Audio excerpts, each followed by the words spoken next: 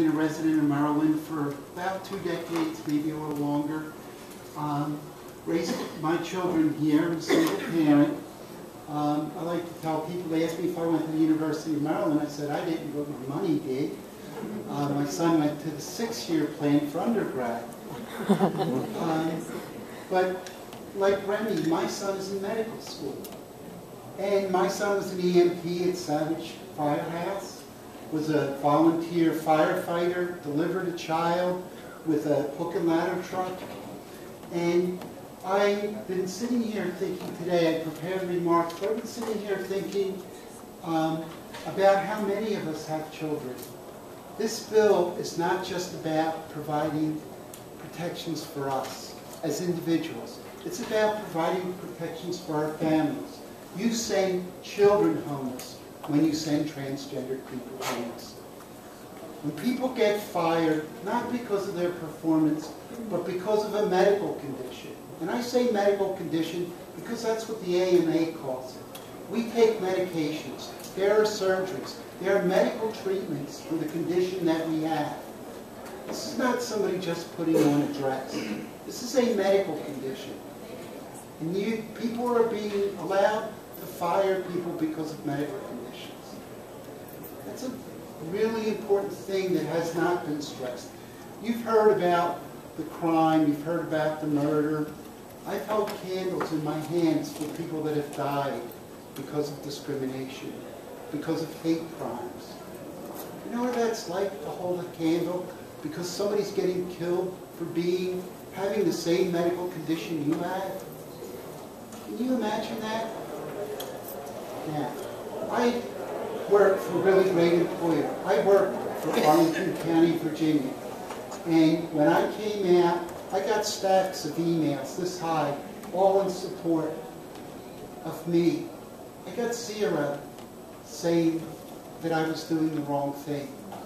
My employer provides me that protection, the same kind of protection language that we're asking here on the job. So I have it on that job. But I had another job too, part-time job. That part-time job went away when I came out. Luckily, it wasn't the only thing I had to deal with. I had a bank of 15 years.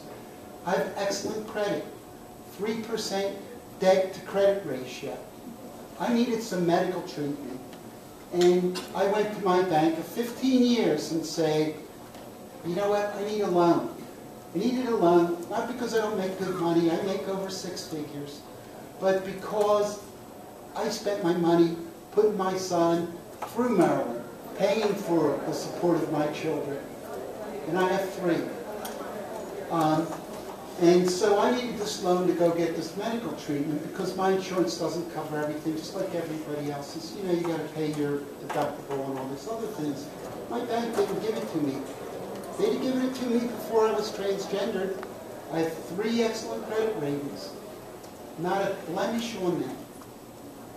I called up another bank that I do business with. I had the money approved while I was on the phone. They didn't even wait for me to have money. They did not even wait. Right? So I've lost some employment, and it's not a horrible situation in my case, because I had banks that would lend me the money.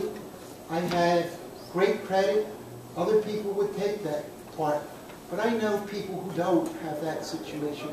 I know of people who end up homeless. I know of people who've ended up dead. I've held those candles. And I ask you to fix this. Send everybody the message. That promise that we were all given, that we will all be treated equally, right? That big idea, that big concept that everybody thinks is in place already. Everybody thinks that everybody gets treated equally, right?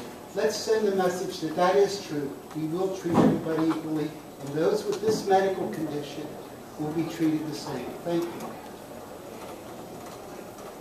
Good afternoon, Mr. Chairman and members of the committee. My name is Morgan Vanessa Sheets, and I'm the Executive Director of Equality Maryland. And it's difficult to follow Caroline, by the way. She's had a very powerful set of remarks. I'll be brief because you've heard the statistics today. You've heard all of the data that's out there about the epidemic of discrimination right here in Maryland towards the transgender community. And you've heard, the discussions of money, which we spend a lot of time talking about here in Annapolis, especially in this economy, and the fact that this bill is actually about keeping people employed, keeping them as productive tax-paying citizens and allowing them to take care of themselves and their families, pretty good economic policy. But what I hope you've seen today is beyond the statistics, which are compelling, beyond the fact that this is good economic policy, that this is just plain right and this is fair. That transgender Marylanders live in communities throughout our state, that they do want to, as we all do, be productive tax-paying citizens. That transgender Marylanders have families and have parents, like Catherine, who spoke earlier, who simply want them to have the same hopes and dreams as any of us have for our children.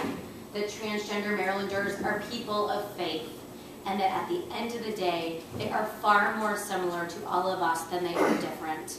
We all want the same thing. We want to earn a living, we want to have a good time with our family, we want to have a safe place to call home, and we want to be treated with dignity. And that is what House Bill 235 does, simply. This is just a first step. There are many other needs that we have that we will need to continue to discuss to make sure that transgender Marylanders are treated with full equality and that we do live up to that promise of being the free state. But this is an important first step to take now. I thank you for your time and I urge you to favorably report House Bill 235.